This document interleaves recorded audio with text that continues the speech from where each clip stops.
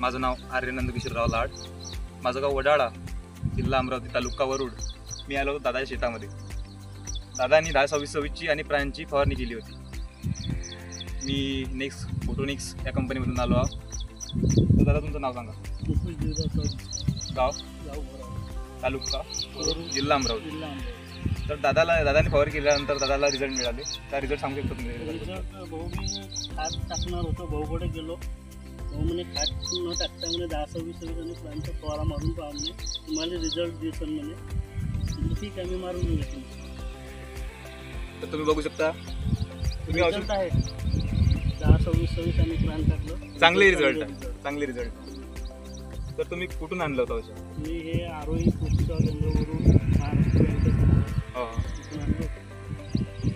तर तुम्ही हे पराठे बघू शकता आणि इकडले पण एकाच दिवसचं पेरणं आहे. एकच दिवसचं पेरलं आहे.